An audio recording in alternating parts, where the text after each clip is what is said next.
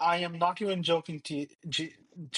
They had called me on my work mobile phone 6 a.m., which means it was 5 a.m. for them on a Damn. Friday morning.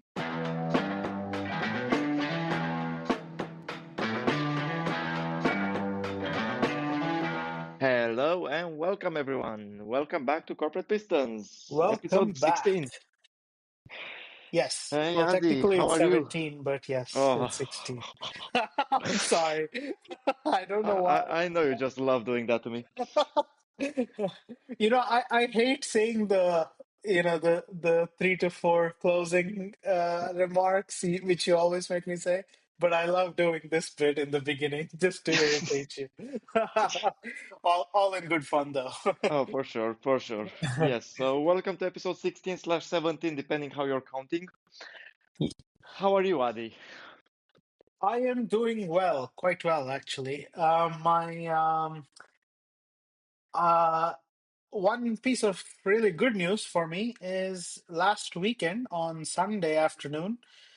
Uh, I had 2 hours break for some reason. I was supposed to do something, but it got canceled last minute. So I Mm-hmm. used that time very, very wisely, and I finished the Cyberpunk game that I'd begun a few weeks ago. Oh, So, nice. I mean, I finished it on easy. It's nothing to brag about, but I'm just happy I finished it because now I don't have to worry about that thing anymore.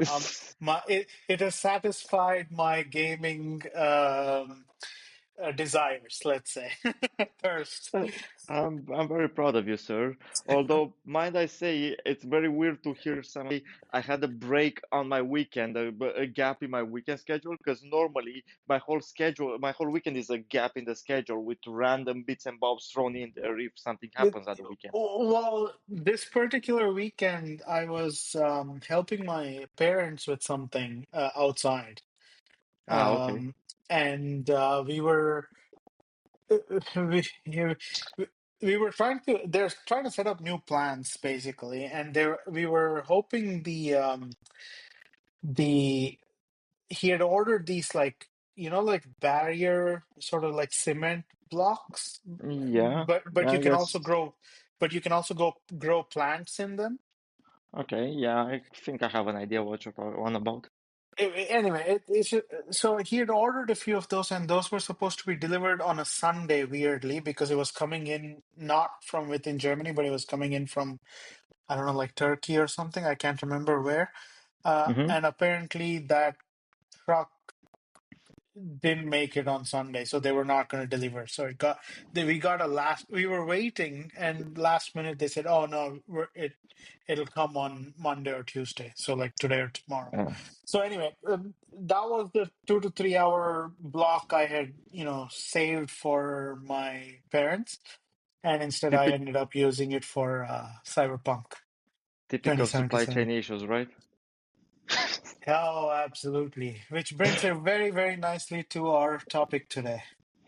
Yes, indeed. I mean, our topic for today is all about supply chain madness. But Yes. before we go into that, let's wind it back a second and talk about the rants of the rant of the day. Yes, And for sure. if Go for you it. have one, or because I kind of have one, I don't know. As we were getting ready to record this episode, I Mm. remember something from work that has literally got me into a spin right now, and I'm just anxiously biting my nails thinking about tomorrow Yeah. because I had a lovely long weekend, Yeah. and I woke up today still feeling pretty sore and tired from the weekend, but it was a home office day. It was good. I had my meetings planned, all nice.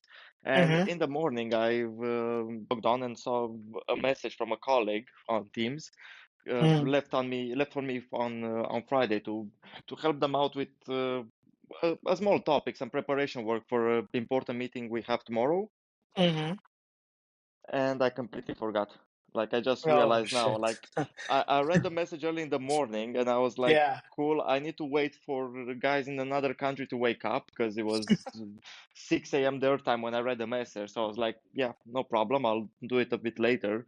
Yeah. And now only now do I realize, fit, I have not done it, Oh, and shit. not sure if I can or how I'm gonna fix it by the time of meeting tomorrow, or how I'm gonna tell my colleague that I fucked up. No, just be transparent and say, hey, I'm really sorry things got in the way. Time zone difference threw me off. Whatever. Yeah, well, I'll see that colleague tomorrow in the office, hopefully, so maybe I can do a face-to-face apology, but Okay. Is that the that's gonna rant? be fun. I'm not sure if you can call it a rant, but yeah, it's my own Complain at least, yeah. stupid complaint and stupid lack of writing stuff down sometimes that I have to do, I guess. Yeah. No, So, it happens to the best of fuck ups do us, I would happen. say. Yeah, exactly. I don't really have a new rant, just a continuation rant. Okay. You know how I was the proxy for a colleague. Mm-hmm. He's supposed to be coming back next week, so there's one more week to go. But Hot damn. another Okay. colleague of mine left this week, so now I'm proxying for two people. Just, Oh just boy. it's like the cherry on top of the shit that I have to Shit cake. keep. I honestly, seriously, like the last, let's say 6 to 7 working days. Mm-hmm. I have barely touched my own projects. I am not even joking because of this like massive like escalation task force kind of work that's happening for the colleague that's on vacation who's coming back next week. I have not touched anything on my own project. It's sad and it's pathetic. And I told my boss actually, I'm like, hey, I can't keep up. I simply can't. I just don't have the capacity. He's like, yeah, no, I understand. Do the best you can. You're holding the fort well. It's just 4 more days now, and they'll be back next week. So, I mean, at least I have, or my boss is fairly quite understanding and kind, and I have a good rapport with him, so it's good. So, That's good. Yeah, yeah, but so that's my rant proxying of the week. or being the proxy galore for everyone is not a fun It concept. is ridiculous. I'm literally spreading it open for everybody. It's ridiculous. It's awful. Anyway, Honestly, at least I hope you it's have just like a the. Sorry, go ahead. Go ahead. so it's not really a new rant. It's just a continuation, part B, let's say. Mm-hmm. Still, a rant is a rant. We take it, and we're here to make you feel better. So, um, but yeah, I was about to say, it's a bit better being the proxy for everyone if you kind of know what you're doing Yeah. and how to do their job. If someone asked me to be their proxy right now, I'll be crying and struggling like crazy. Well, I mean, the good news is I do know what I'm doing, and I do know what the task is, and I do know what the goal is, and what we want to achieve. That's clear. So I am doing I hope I'm doing a fairly good job because everything's clear to me, and I'm getting the right people into the meetings. I'm telling them exactly what is needed. I'm trying to get to the goal. I've set up the time plan for it, like a temporary time plan till next week until my colleague is back. Nice. So it's not that and I don't know what to do or like I'm lost or anything. That's not the case, actually. Quite the contrary. I know what I'm doing. It's just that I'm taking crap for things that are not my things. You Yep. know what I mean? Mm-hmm. And yet I'm still trying to help them and solve the problem overall. You're a good colleague, buddy.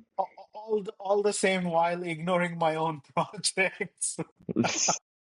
So, so that's really what is bothering me about this. But anyway, it is what Like I it said, is. you're a good colleague. I hope so. They better buy me. Not even a couple of beers will suffice. This needs to be. They need to like paint my new apartment walls or something. Seriously. Anyway, yeah. So that's it. That's my rant for the week. Right. Well, it's a tough time for everyone, I guess. So, It is. we carry on. So, just that's just more Keep proof calm and that carry on. the Exactly. just more proof corporate world isn't as fun or glamorous as some people might think. We go Yeah. through shit. It's not necessarily big shit, but it's shit. It is shit. Yeah. Day-to-day shit. It is. Yeah. Yeah. So now going a slight transition back to our main theme of today. Yes. So Let's do it. supply chain mayhem. Adi, would you like to introduce this theme to our 3.5 listeners? Yes, absolutely. So, there's two sides of this. I think, and this is, I think, true for a lot of the corporate companies or the corporations, let's say. One is you're the supplier and you're supplying something to other companies, or, Mm-hmm. and actually, I should say, and or, you are the customer and you're Mm-hmm. receiving something from your suppliers. So I think between the two of us, we have one, two, maybe three stories on total that plays on both sides. That links to both sides. I think.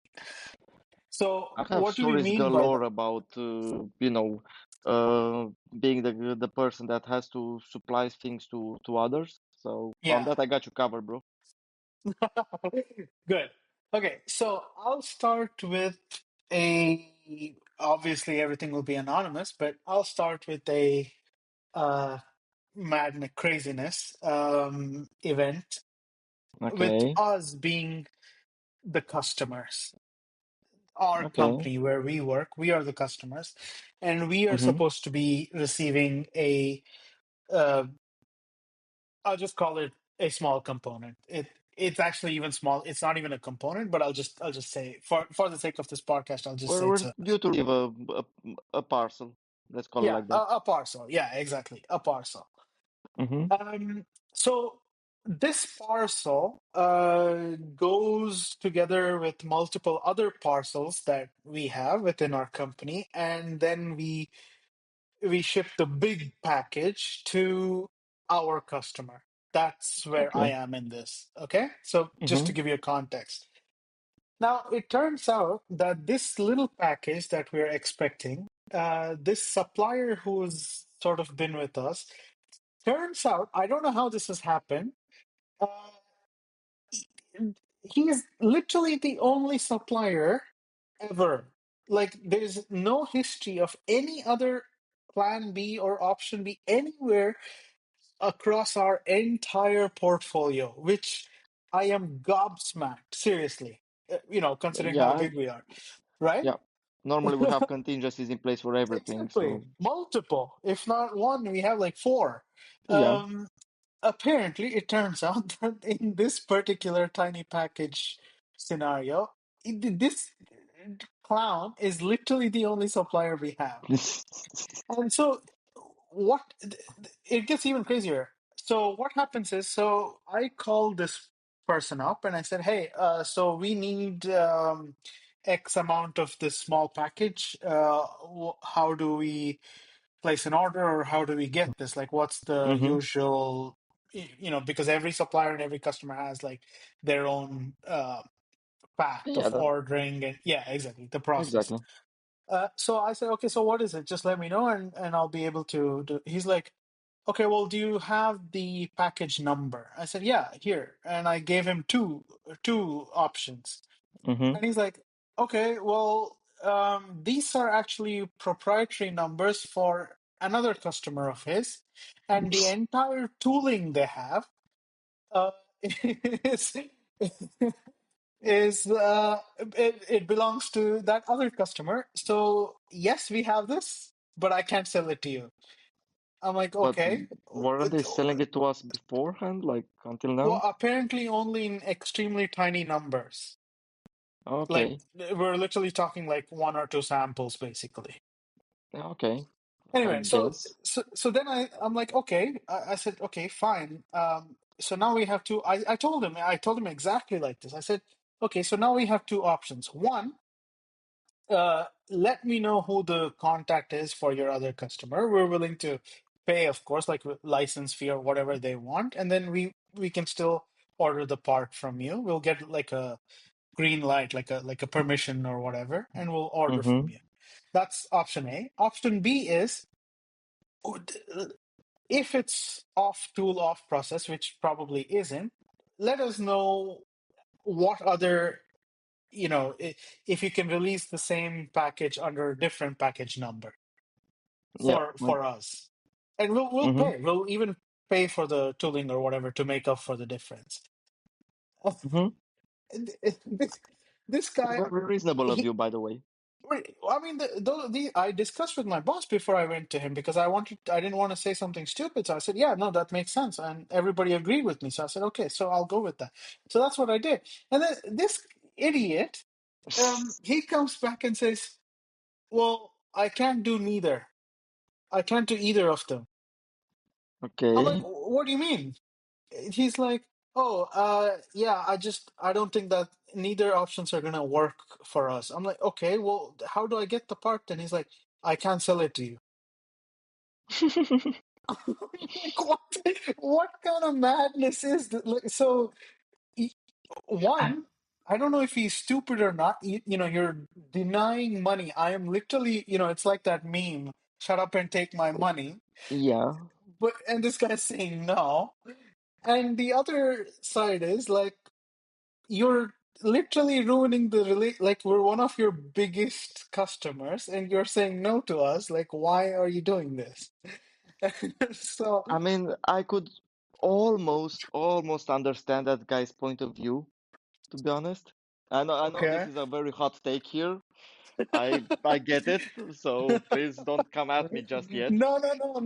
I'm happy to hear you out. So, yeah, go on. Because sometimes, and obviously I don't know all the background details, and we're not gonna put them on air here, but like sometimes, as you know, when we talked about processes and stuff that we have in our joyous world and company, Yeah. sometimes rather than go through the hassle of getting those additional approvals and doing that extra effort to release a certain component or certain bit of a sub-assembly for multiple purposes, Hmm. it's literally easier and cheaper to just say no can do rather than open the can of worms that is the No. process required to implement that, you know.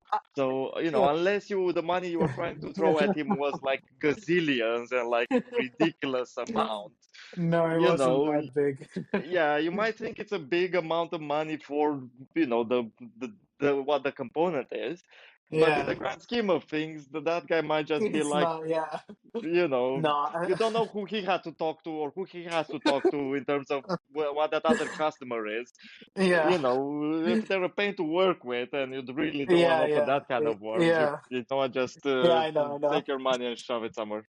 Yeah. No, I completely understand it. I really do because I know somebody within our own group who has done a similar thing to a customer of ours. So I do understand it. But the problem now is without this little package, the bigger box that we're building is not complete. And since this is our only option, that's the issue that we have now. Yeah, but in the eyes of the supplier, that sounds very much like a you problem.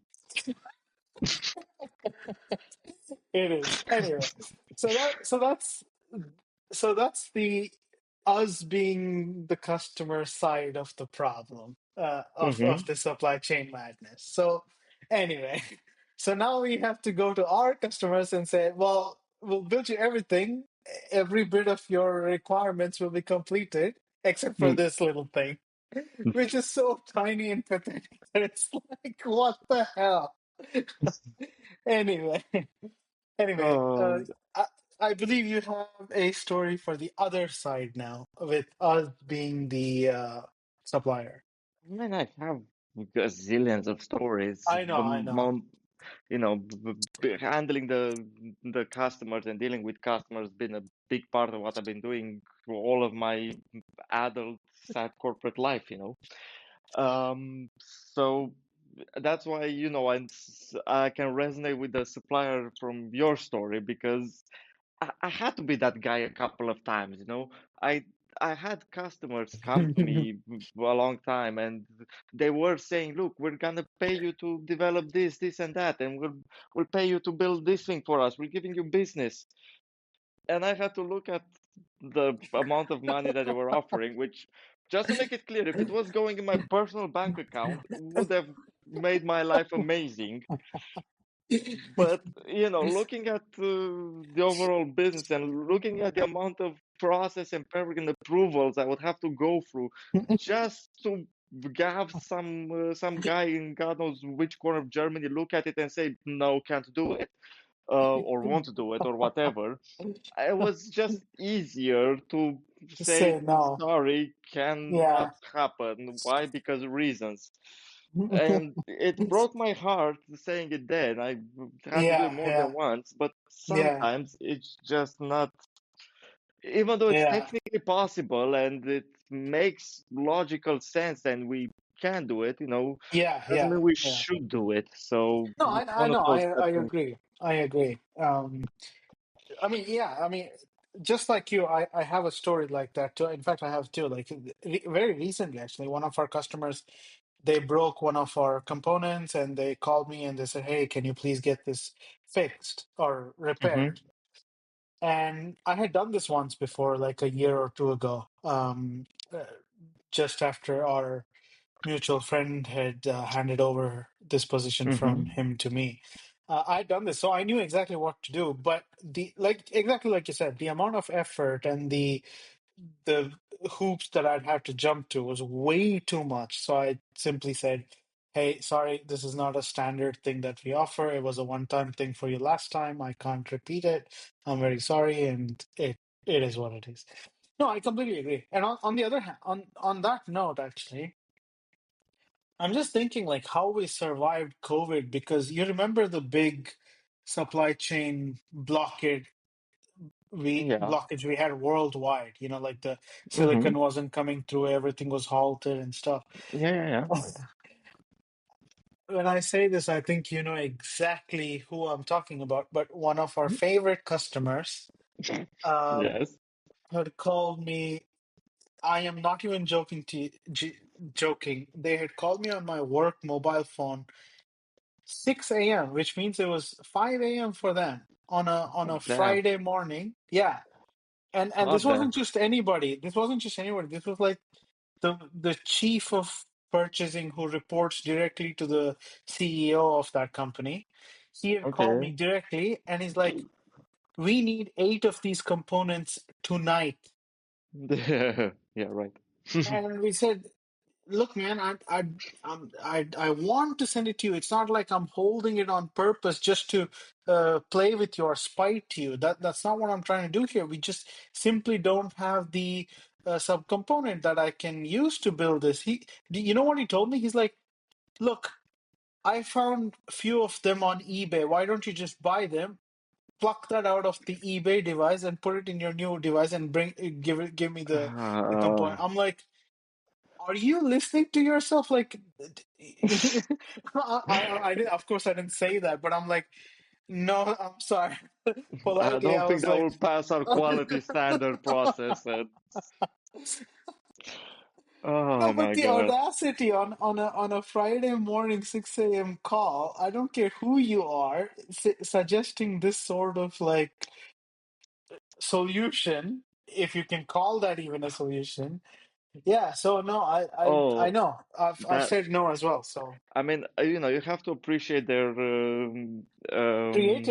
their creativity and resourcefulness, and that Yes. just this I swear just reminds me of another situation and probably one of my weirdest discussions with a customer Yeah. all along the realm of supplying parts and delivering them and just customer relationships overall.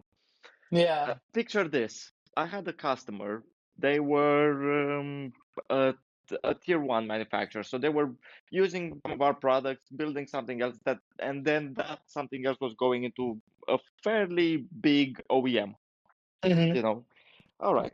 And I took over when I got my previous job. They were not my biggest account. They were a customer, but not the most important one or biggest spenders on the account. Right, right. Yeah. A year or two passes, they're still not doing much in terms of products and payments and stuff like that. But then also I noticed once someone from the finance team comes to me and says, "Hey, you have this customer hasn't paid this invoice for the last few months." Mm. Like, okay, that's not good. So you start chasing up the customer, you start aligning on payments. They'll be like, "Hey, I will pay it." Then they don't. Then you can send out a few more emails. Obviously, you block their account with everything, like Hmm. completely block it. Hmm. And you put everything on hold, and you inform them about this. You're like, "Guys, until you pay this invoice, nothing else is gonna happen." Right. Um, Standard business, actually. yeah, I mean, nothing unreasonable so far. I think you'll agree. And Hmm. then also Friday morning, and I swear to God, it's always a Friday. Uh, It is, yeah. I log into work 7:30-ish a.m., 7:30, quarter to 8. Yeah. I log in and there's a bunch of emails, all marked as red and urgent and blah blah blah, from my purchasing guy from said company, Hmm. saying, "Oh, Bogdan, we really need our shipment of parts. It was supposed to be here earlier week. We haven't heard anything. What's going on?" I'm like, as per my last email or last 10 emails, that shipment is blocked because you owe us this payment of XXY. And And then he here's the replies invoice back, that's open. Yeah. yeah, exactly, with all the attachment. And then he comes back with like, "But we need the parts to finish an assembly for our customer on Tuesday." And I'm like, "And we needed money for the parts we shipped you previously. So how's that Last gonna month. work?" Yeah. Um, so, I was like, F this guy. I'm not gonna bother too much. Half an Yeah. hour later, I get a phone call on an unknown number. I pick up. CEO of that company, or Oh so he God. said. He's Yeah. like, "Look, I was just informed about this issue we have with your company. We're trying to solve it. Tell me what's gonna take for us to get these parts today." I'm like, I don't care what you're offering. Those parts aren't reaching your your warehouse today. Your parts. If you look, maybe they're on stock in Germany, but if not, we probably sold them to someone else because open Well, invoice. if I were you, I would have made a list. I want like six hot babes, and Ferrari, eight. What is it? What's the new one? Uh, Dodgy Cylindri, exactly. But again, I'm and talking about a guy that wasn't paying his invoices for a few months. Last thing I wanted to do was uh, start naming Ferraris and stuff. But then he comes up to me, or again on the phone. He's like, "Look, if the parts are in your warehouse, would it be possible for me to, I don't know, pay someone, or I'm happy to hire a company to fly there and pick up the parts and fly them back here to the UK for us to use?" And I'm like, "How about, there's this open invoices?" And he's like, "Cool, let me see what I can do." And he hangs up. Half an hour later or something, I get an email.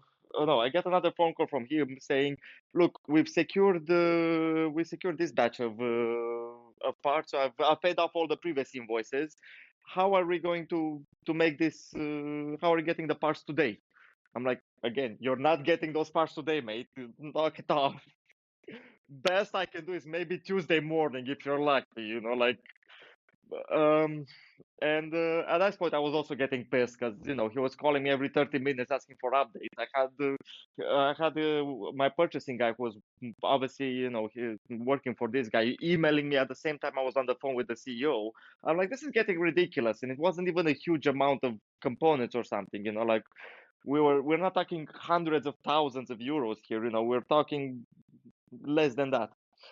So I'm like, this is a lot of excitement on a Friday morning that I really don't want for not a lot of and again, not money that's going in my pocket. Okay, so I got a bit annoyed, and I told this guy. I spoke with the logistics team. I found out where their parts were, and I then the stupidest idea came across my mind because they ordered a very specific but also random number of parts. Like they ordered several hundred.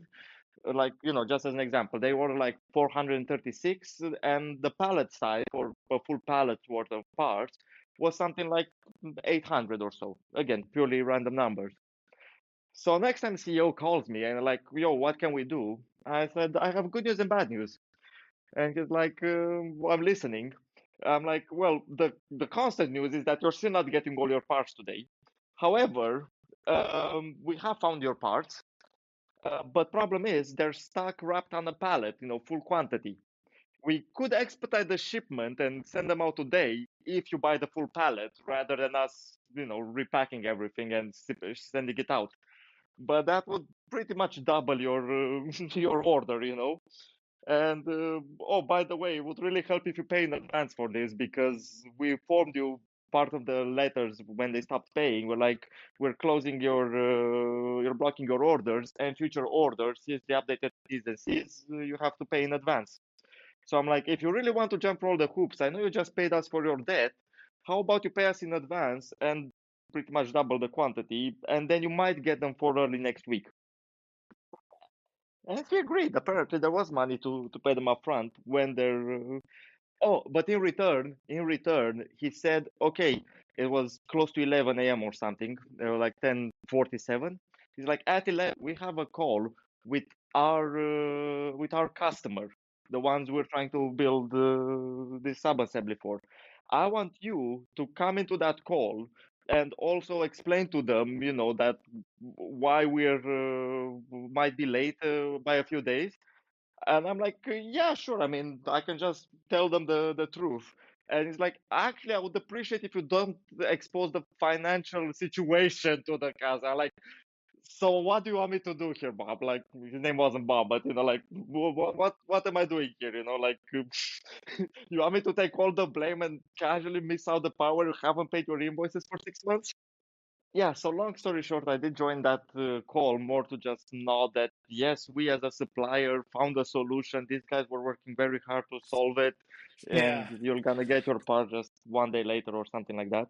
yeah, yeah. Um, but the moral of the story was that sometimes customers do come up with like these crazy demands out of the blue and the most exotic solutions that you could think of for the most minor of problems.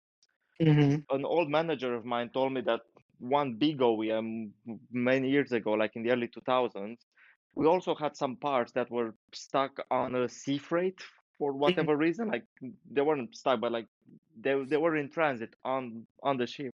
And one of the questions he got in one of the meetings, and he swears this is the dead serious question, Hmm. if that OEM could pay someone with a helicopter to fly out into Oh the God, ocean, land on the sea freighter, pick up some of the parts, and fly back to the factory. I'm surprised he didn't bring up International Space Station in that call. Honestly, it sounded like they were willing to. So Jeez. I don't know how we survived COVID and the whole. I think we only survived it because the whole world was in meltdown and Right, and no that's one what I had was anything. thinking. Yeah, that's exactly what I was thinking. It's because like every end of the supply chain network was like on hold, so that's why I think it worked. Or Yeah. else it would have never worked. But yeah.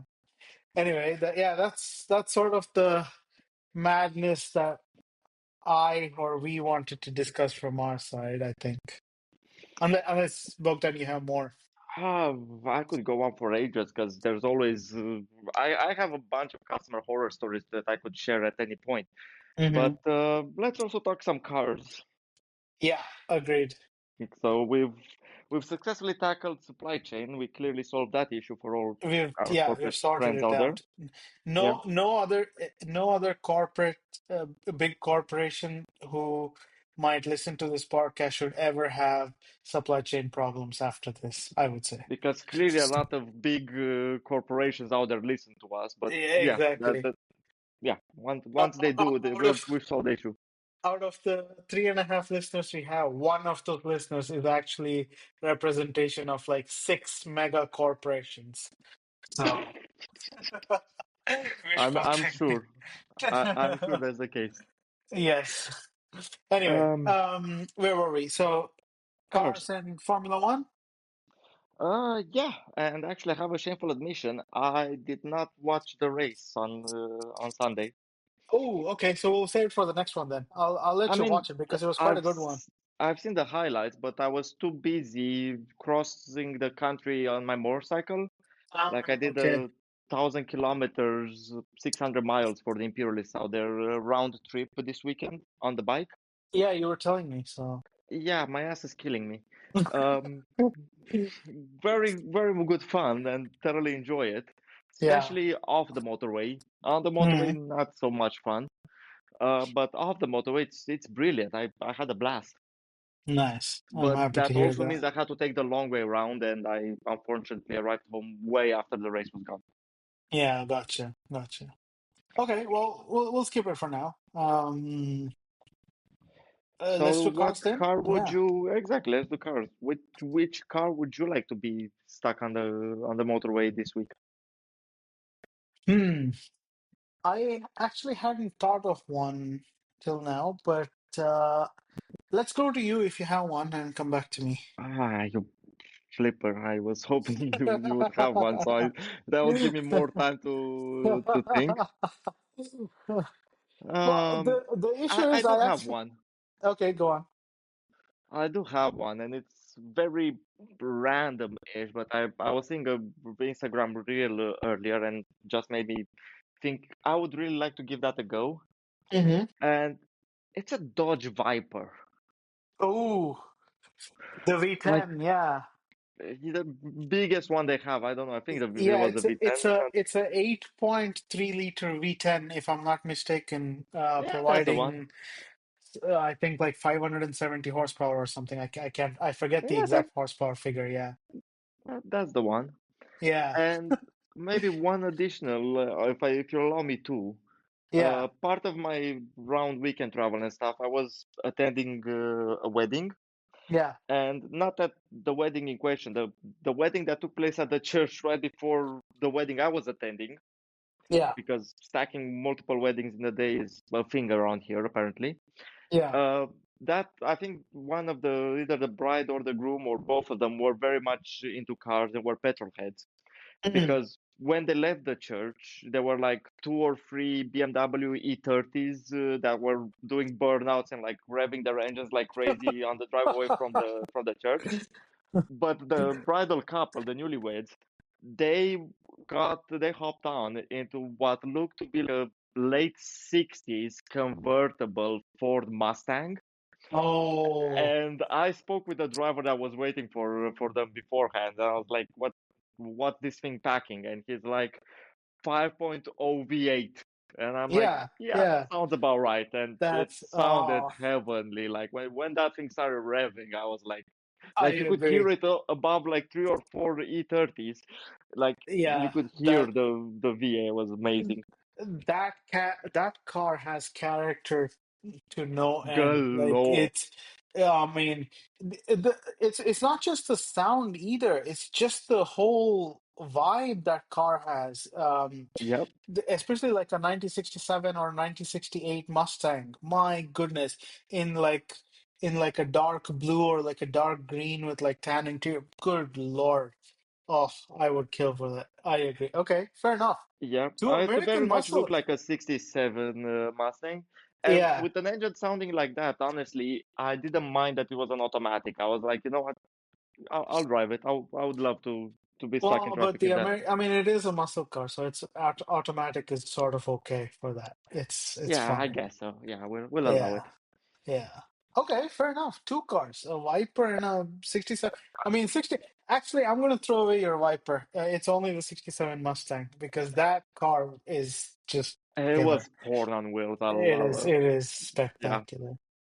but Um, for example, I went all American this week. So no, yeah, that's fair. That's fair. I actually, the I was thinking for some reason over the weekend about that movie Tokyo Drift, the Fast Oh and yeah, Furious, of the third course. one. Yeah. It's one of my favorite movies. I don't know why. It's not even the greatest movie, but I like it. Um, and I was Okay. thinking of drifting and like the whole Japanese car culture. Mm-hmm. And I was also thinking today on the way back home from work, I was at the office today, and on the way back from work, I was thinking it's been a while since I've been to some of these like Swiss or Austrian like Alpine roads, or even the Mm-hmm. even in Romania, the Trans-Fagarian Highway. Oh yeah. Um, oh, it's such a I've beautiful. met so many bikers this weekend that were either going to or coming from that road. Exactly. Honest, like every petrol station was like a bike meet. Pretty much, yeah. So, it's been a while since I've driven a road like that. Like it's been at least a year and a half or 2 years. So I Mm-hmm. was thinking of doing that maybe before like snow and winter comes up this year. Okay. And obviously, I don't really have a sports car to do it. It would have been nice. But the sports car that I would do that, and that's what I want, that's my car of choice this week, is either the old one or the new one. It doesn't matter. Maybe the new one. I don't care. Actually, no. Let's do the old one. It's the Toyota 86 or the twin, Oh, the the Subaru BRZ the twin GT86. GT86. Yeah, Oh yeah, in a Toyota white color or a Toyota red color. Oh, that would be nice. I the would. Toyota Red is nice. It is Or the nice. white with some red accents. Yeah, exactly. That's what I was thinking. Like, like the pearlish white with red accents interior. Oh, Yeah. it's so lovely. Um, that and no modifications. I don't want to modify it because I think I've driven that car actually, and I think from the factory, the bog standard is already spectacular. Yes, you have to rev it high to get it going anywhere. It's not a fast car, but you don't want a fast car on on a mountain road, Road. like an Yeah. alpine road. You want it slow. You want to be able to control it, and so that's my car of choice. Yeah, no, you know what? I remember when the GT86 came out, and I Yeah. was like, I really want one, but then I remembered I was a broke student and didn't have any money, so yeah, couldn't Same, really get same. one. I had just graduated, so I was nearly $100,000 in debt. So yeah, I know. And I mean, like you said, it doesn't have the biggest engine or the most powerful engine. What's a No, but 2-liter turbo-ish, if I remember correctly? no, it's just a 2-liter naturally aspirated Subaru Boxer engine. Oh, It's so that's mounted, and because it's a Boxer engine, it's mounted low, so the center of gravity is ridiculously low in that car. They were the boss of Toyota in an interview. He said they were benchmarking the first generation Cayman Porsche. okay. I mean, I know the Toyota is front engine, but that's what the Toyota boss said. He's like, yeah, I mean, And that pushes how many horsepower? It's sub 200, I think, it's from an exactly 200. NA. It's 197. Okay, so we're nearly 100 horsepower per liter. Yeah, Uh, I mean, yeah, it's Toyota. I kind of expect that sort of efficiency from them. yeah, exactly. Still, really, really cool. And Rear yeah, wheel drive, lightweight, 1,200 kilos, boxer engine, mounted low, flat. Yeah, it's just fantastic little car. Oh, so I would rent love to one drive and that off again. you go to the Stelvio Pass or something. It's by your Exactly. favorite backyard lake anyway, so why Exactly. not? Stelvio Pass, the Furka Pass, the Saint Gotthard Pass, all those passes are waiting for me. And you only have a few more weeks to do it before the snow sets in. I know, I know, I know. Or here's another idea. Fly to Romania and we can do the Transfiguration Highway together. You in a The- car, me on my bike, and in the very likely case we'll see bears on the pass because I'm not joking. Like this summer, there have been multiple reports of bears attacking tourists on that road. Oh, geez. Uh, Okay. to be fair, it's because the damn tourists stop and try to feed the bears, which I do come know, by the side of the idiots. road, Yeah, literally. And yeah. there have been fatalities this year on that road because of that. Oh, Uh, geez. and because people, even bikers, will stop, get off their bikes, try to film the bear and take selfies with the bear, and you know, Why? because idiots. But anyway, and I want us to go together because I was speaking with a biker on the weekend in a gas station who was going there, Yeah, and when started talking about bears and stuff, he's like, yeah. "Look, if I see people that stop the car to take pictures of the bear or to feed the bear, if they stop the car in such a stupid place that I cannot drive past and be on my way, Mm. then I'm just jumping in the car with them, and they better just look after me if they're that stupid." So Yeah, I want us to go together. You can be in the car, I'll be on the bike, but if we do see a bear situation and I get you hop in the car. chased by a Yes, bear, yeah, fair I want to enough. teleport in the car, abandon all bikes. Okay, fair enough. Let's do that. Actually, jokes aside, I'm not joking. I am seriously considering getting my motorcycle license next year. So So then who's gonna save us from the bears? We I need know, we need someone with I a know, but car. I'm just saying, like, okay, we should do a bike trip or any trip for that matter next, with soon. We've been saying Man, that for 2 years, but anyway. I was about to say I haven't seen you live since 2022-ish, I Yeah, think. 22, yeah, So we have this whole podcast going, but I haven't seen you in the flesh in like 3 years now. So how about agreed. we We'll have change that that first, and first. then Yes, we'll change that first. Agreed. on that Okay. happy note, Yes. make sure you put that future meeting face to face in the meeting minutes of today's show. Yes, sir. But other than that, what else should our listeners do, Adi? All right, fine. Please comment, Mr. Episode like, 17. subscribe, and share. Please do comment. Please let us know any crazy supply chain issues that you may have faced or any crazy stories that you've gone through or know about. It really will give us topics. We've been saying this for a while, so we really need your Give us support. something, So please. yeah, please, we beg you, come back. Please. Anyway, no, but There's yeah, something at do the gun. please like, share, and subscribe. Indeed. And since if you're still here with us, thank you very much for listening. We will be back next week. And until then, hope you have a great week and wishing you all the very best. Toodles. Take care.